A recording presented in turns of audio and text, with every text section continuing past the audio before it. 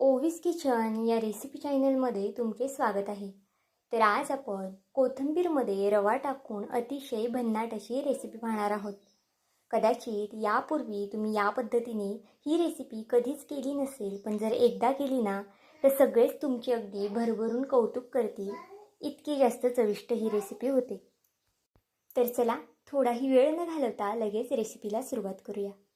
तर बघा, त्यासाठी इथे मी मूठभर इतकी कोथिंबीर घेतली आहे. थोडीशी जास्त आहे मोठीला. आता ही रेसिपी मी 2 व्यक्तींनुसार करत आहे, त्यानुसार इतकी कोथिंबीर पुरेशी आहे. कोथिंबीर स्वच्छ अशी पाण्याने धुवून घ्यायची आहे. जर कोथिंबीरमध्ये जास्त निबार वगैरे काड्या असतील तर त्या तुम्ही काढून घ्या, पण जर कवळ्या काड्या असतील तर त्या वापरल्या तरीसुद्धा चालतील.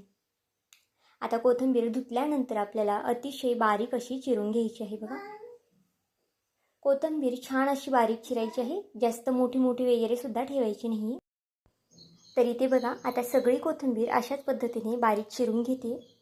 तोपर्यंत जर तुम्ही चॅनलवरती नवीन असाल आणि चॅनलला अजूनही सबस्क्राईब केलं नसेल तर एक लाईक आणि एक सबस्क्राईब नक्कीच करून घ्या, कारण की नवीन यूट्यूबरसाठी तुमचं एक एक लाईक एक एक सबस्क्राईब हे खूप जास्त मोलाचं असतं.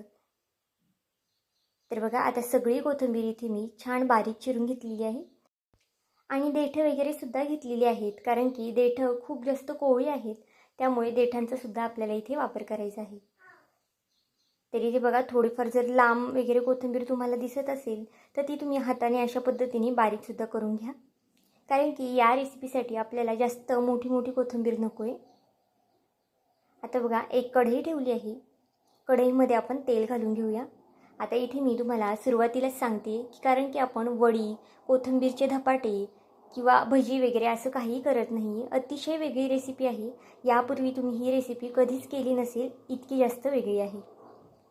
तेल तापलं की त्यामध्ये अर्धा चमचा जिरं घालून घेतलेलं आहे. एक मोठा चमचा मी हिरवी मिरची आणि लसणाची पेस्ट घातलेली आहे. तिखट तुम्ही तुमच्या आवडीनुसार कमी किंवा मग जास्त करू शकता. पांढरे तीळ घालून घेतलेले आहेत भरपूर असे. आता हे छान आपण तेलावरती परतून घ्यायचं आहे. तरी ते बघा, जे पांढरे तीळ आहे त्याचा असे छान सोनेरी रंग झाला की आपल्याला यावरती कोथिंबीर घालून घ्यायचं आहे. जास्तसुद्धा परतू नका, कारण की पांढरे तीळ वगैरे लगेच जळू वगैरे शकतात, मग त्याचा करपट वास येतो. आता इथे तुम्हाला वाटत असेल की आपण भाजी वगैरे करतोय, पण असं सुद्धा अजिबात नाही. रेसिपी खूप जास्त वेगळी आहे आणि दिसायला तर इतकी अप्रतिम दिसते ना, तर तुम्ही नक्कीच एकदा ही व्हिडिओ बघितल्या करायला घ्याल, कारण की इतकी जास्त सोपी आणि अगदी झटपट बनणारी आहे. तर बघा, कोथिंबीरसुद्धा फक्त 1 मिनिटासाठी मी इथे परतून घेतली आहे. जास्तसुद्धा आपल्याला कोथिंबीर परतायची नाही आहे. आता कोथिंबीर छान परतून झाली की यामध्ये मी अर्ध्या ग्लासला थोडंसं कमी पाणी घातलेलं आहे. चवीनुसार मीठ घालून घ्यायचं आहे आणि हे छान असं मिक्स करून घ्यायचं आहे. आता फास्ट गॅस करायचा आहे, कारण की आपल्याला याला छान अशी उकळी काढून घ्यायची आहे. तर बघा, इथे गॅस मी फास्ट करून घेतलेला आहे. आता याला हलकीशी अशी उकळी आली की यामध्ये आपल्याला रवा घालून घ्यायचा आहे. आता इथे आपण मेंदूवडे वगैरे सुद्धा करत नाही. रेसिपी अगदी युनिक आहे, वेगळी आहे. यापूर्वी ही रेसिपी तुम्ही कधीच केली नसणार आणि जर पाहुणेरावळी आली ना तर नक्कीच ही रेसिपी आवर्जून करा, कारण की ही रेसिपी त्यांना खूप जास्त आवडणार आहे. तर बघा, बारीक रवा घेतलेला आहे मी इथे. जर तुमच्याकडे जाड रवा असेल तर तो सुद्धा इथे तुम्ही वापरू शकता. आता अगदी थोडा थोडा करून यामध्ये आपल्याला रवा घालायचा आहे. एकदम सुद्धा रवा घालू नका. व्हिडिओत दाखवते त्या पद्धतीनेच तुम्ही सुद्धा अगदी थोडा थोडा रवा घाला, म्हणजे ज्या रव्याच्या गुठळ्या वगैरे अजिबात होणार नाही आणि व्यवस्थित असा रवा छान मिक्स होईल कोथिंबीरमध्ये. तर इथे बघा, छान असा रवा इथे मी मिक्स करून घेतलेला आहे. हा उपमा वगैरे सुद्धा नाही आहे. रेसिपी खूप वेगळी आहे, युनिक आहे. तर बघा, छान असे हे मिक्स करून घेते. आता पाणी बऱ्यापैकी संपलेलं आहे. आपल्याला हे खूप जास्त घट्टच पाहिजे, त्यामुळे पाणी सुरुवातीलाच कमी घाला आणि जर नंतर तुम्हाला शेवटी जास्त पाणी वाटत असेल किंवा मग बॅटर वगैरे थोडंसं पातळ वाटत असेल तर तुम्ही रव्याचं प्रमाण वाढवू शकता. तर बघा, रवा छान असा कोथिंबीरमध्ये मिक्स केलेला आहे. गॅसची फ्लेम अगदी स्लो ठेवायची आहे, फास्ट गॅस करू नका, नाहीतर जो रवा आहे तो खाली चिटकू शकतो.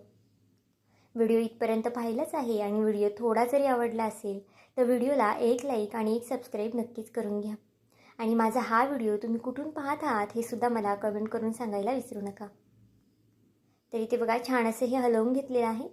जर नॉनस्टिकची वगैरे कढई वापरत असाल तर त्याला तर हे अजिबातच खाली चिटकत नाही, पण इथे मी ही जर्मलची कढई वापरलेली आहे, त्यामुळे थोडंफार खाली चिटकू शकतं.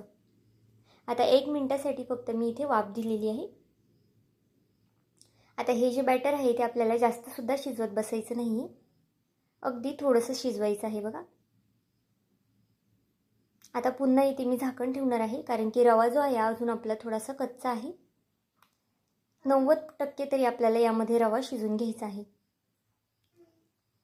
बॅटर अगदी आपल्याला जसं पाहिजे तसंच घट्ट झालेलं आहे. जर पाण्याचं प्रमाण आणि रव्याचं प्रमाण तुम्ही परफेक्ट असं घेतलं ना, तर तुमचं बॅटरसुद्धा जे आहे ते अगदी परफेक्ट होणार आहे. जास्त पातळसुद्धा नाही आणि जास्त घट्टसुद्धा नाही. तर इथे बघा पुन्हा 1 मिनिटासाठी मी झाकण ठेवलेलं होतं. आता जे आपलं पीठ आहे ते परफेक्ट असं शिजलेलं आहे. आता मोजून जर मिनटं मोजली तर मी इथे 3-1 मिनटं फक्त हे पीठ शिजून दिलेलं आहे, कारण की रवा शिजायला इतकासा वेळ लागत नाही. अगदी 4 ते 5 मिनटामध्ये रवा शिजला जातो. आता बघा एका प्लेटमध्ये हे आपलं पीठ जे आहे ते काढून घेतलेलं आहे. तर इथे प्लेटला मी अजिबातच तेल वगैरे लावलेलं नाही, कारण की आपल्याला याच्या वड्या वगैरे करायच्या नाही आहेत, त्यामुळे तेलाचा वगैरे आपल्याला इथे वापरसुद्धा करायचा नाही बघा पीठ काढताना. आता सगळं जे बॅटर आहे ते व्यवस्थित असं खरडून आपल्याला कढईतून काढून घ्यायचं आहे. आता हे पीठ खूप जास्त गरम आहे, त्यामुळे थोडंसं थंड होऊन द्यायचं आहे. तर बघा अगदी वाफा निघत आहे, हात वगैरे भाजू शकतात, त्यामुळे लगेच यामध्ये हात घालू नका. आता हाताला अगदी थोडंसं तेल लावून घेतलेलं आहे मी, कारण की आपण हे जे पीठ मिक्स करताना हे हाताला चिटकू शकतं. ही रेसिपी जी आहे ना, तुम्ही मुलांच्या डब्यालासुद्धा बनवू शकता. रेसिपी थोडीशी डिटेलमध्ये सांगितलेली आहे, त्यामुळे व्हिडिओ तुम्हाला कदाचित मोठा वाटत असेल, पण रेसिपी जी आहे ती अगदी सोपी आहे, कमी वेळेमध्ये तयार होणारी आहे. तर बघा हाताला तेल लावल्यानंतर याचे मी छोटे छोटे असे बॉल करून घेतलेले आहेत. तुम्हाला जशा मोठ्या आकारामध्ये किंवा लहान आकारामध्ये आवडत असतील तर तुम्ही ते सुद्धा करू शकता. पण बघा इथे मी मीडियम आकारामध्ये याचे छान असे बॉल करून घेतलेले आहेत. अगदी सहज होतात, कारण की पीठ हलकंसं गरम पाहिजे. जास्तसुद्धा पीठ जे आहे ते थंड होऊन देऊ नका. गरम पिठामध्येच आपल्याला हे छान असं मिक्स करून घ्यायचं आहे. आता यामध्ये आपण हिरव्या मिरचीचा वापर केलेला आहे, पण जर तुमच्या हाताला हिरवी मिरचीची वगैरे आग होत असेल किंवा ॲलर्जी होत असेल तर तुम्ही हाताला जास्त तेल लावा आणि मग याचे गोळे करा, म्हणजे जे आग वगैरे होणार नाही. तर बघा छान असे एकसारखे गोळे करून घेऊया. अजून यामध्ये जर तुम्हाला अजून जास्त भाज्या वगैरे ॲड करायच्या असतील तर त्यासुद्धा तुम्ही करू शकता, जसं की शिमला मिरची किंवा मग गाजर वगैरे किसूनसुद्धा तुम्ही यामध्ये घालू शकता. आणि शक्यतो मुलं पालक वगैरे खात नाही, तर पालकसुद्धा तुम्ही कोथिंबीर आपण ज्या पद्धतीने चिरून टाकली त्याच पद्धतीने पालकसुद्धा चिरून टाकू शकता. खूप जास्त पौष्टिक रेसिपी आहेत आणि मुलं ही रेसिपी बघताच आवडीने खातील आणि ताटामध्ये अगदी शिल्लकसुद्धा राहणार नाही. तर बघा आपण याचे छान असे बॉल करून घेतलेले आहेत एकसारखे. दिसायलासुद्धा अगदी छान दिसतात आणि खायला म्हणाल तर अगदी अप्रतिमच लागतात. आता यावरती जे पांढरे तीळ आपण यामध्ये घातलेले आहेत ना, ते सुद्धा बघा इथे व्यवस्थित अशी दिसत आहेत आणि यामुळे जी रेसिपी आहे ती अजून जास्त उठून दिसते. आता एका साईडला गॅसवरती मी तेल तापत ठेवलेलं आहे. आता इथे थोडंसं छोटंसं मी गोळा करून टाकलेलं आहे, तेल तापलं की नाही चेक करायला. तेल छान तापलं की यामध्ये आपल्याला हे जे बॉल्स करून घेतले आहेत ते घालून घेऊया. आता याला तुम्ही काय नाव द्याल हे सुद्धा मला कमेंट करून सांगायला विसरू नका. तर बघा एक एक बॉल आपण यामध्ये सोडून घेऊया. अजिबातच एकमेकांना चिटकत नाही, तुम्ही एकदम जास्तीचे सोडले तरीसुद्धा चालेल. आता इथे मी जेवढे केले होते तेवढे एकत्रित सोडून दिलेले आहे. गॅसची फ्लेम आपल्याला फक्त इथे फास्ट ठेवायची आहे आणि कंटिन्यू फास्ट गॅसवरतीच आपल्याला हे जे बॉल आहे ते सोनेरी रंग येईस्तोपर्यंत तळून घ्यायचे आहेत. आता इथे गॅस जो आहे तो फास्ट का करायचा हे सुद्धा मी तुम्हाला सांगते, कारण की रवा वगैरे तळायला थोडासा वेळ लागणार आहे आणि आपला रवासुद्धा आतमध्ये शिजलेला आहे आणि कोथिंबीरसुद्धा अगदी परफेक्ट अशी शिजलेली आहे अगोदरच. त्यामुळे इथे फक्त आपल्याला जे बॉल आहे ते अगदी कुरकुरीत क्रिस्पी करून घ्यायचे आहेत वरनं. तुम्ही इथे पाहू शकता अगदी एकमेकांना चिटकतसुद्धा नाही, सहज असे हे निघले जातात. फक्त सतत हलवत राहायचं आपल्याला इथे, कारण की एका साईडने खूप जास्त डार्क रंग येईल आणि एका साईडने व्हाईट रंग राहील, त्यामुळे सतत इथे हलवत राहायचं आहे. एक 4 ते 5 मिनटं तरी तुम्हाला लागणार आहेत हे बॉल्स तळायला. जर तुम्ही अशा पद्धतीने पांढरे रंग येतोपर्यंतच तळले की तर मग हे बॉल जे आहेत ते अगदी कुरकुरीत होणार नाही, मऊसूत पडतील. त्यामुळे रंग छान सोनेरी होऊन द्या आणि मगच हे तेलामधून बाहेर काढा.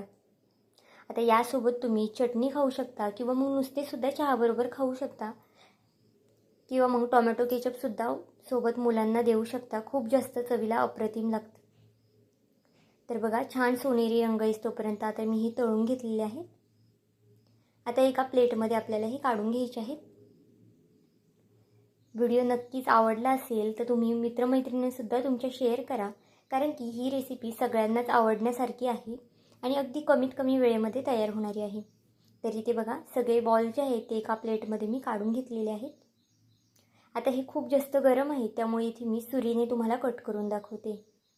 वरनं अगदी कुरकुरीत आणि आतमधनं जे आहेत ते अगदी मऊसूत असे झालेले आहेत. अगदी लहानांपासून मोठ्यांपर्यंत सगळ्यांनाच ही रेसिपी आवडेल, कारण की चवीला अप्रतिम होते. तर इथे बघा, छान असे गरमागरम तुम्ही हे बॉल्स लहान मुलांना देऊ शकता आणि हा पदार्थ जो आहे ना तो थंड झाला ना तरी तितकाच जास्त खायला छान लागतो. त्यामुळे मुलांच्या डब्यालासुद्धा तुम्ही देऊ शकता.